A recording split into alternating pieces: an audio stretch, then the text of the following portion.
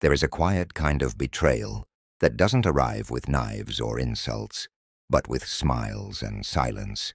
It comes not from enemies, but from those who call themselves friends. The Stoics taught us not to waste time on what we cannot control, but they also warned us to guard the gates of our soul, to choose carefully who we let into our inner circle, because not everyone who walks beside you is truly with you. So, how do you spot a fake friend? Watch who remains when there is no spotlight, when the applause fades and the room grows quiet. Who still stands at your side, not for the benefit of being seen, but because they simply care.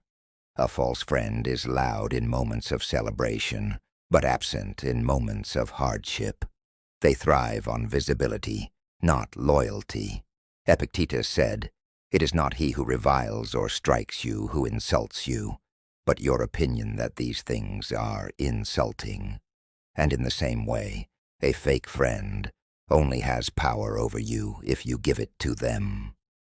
Look closely. Do they listen, or do they wait to speak? Do they cheer, or do they compete? Do they show up when your world is quiet and unremarkable, or only when there is something to gain? A fake friend often wears charm like a mask, but time reveals all things. They will joke at your expense disguised as humor. They will celebrate your setbacks, masked as neutrality. They will speak of others with cruelty, and you must ask yourself, what do they say when your name leaves the room? True friendship, the Stoics believed, is a form of virtue. It is not about benefit, but about alignment. Marcus Aurelius reminded himself, "Be tolerant with others and strict with yourself." But tolerance is not blindness. Kindness is not naivety. A wise man does not hate the fake friend, but he does release them, without malice, without drama, with a quiet dignity, because the goal is not to retaliate.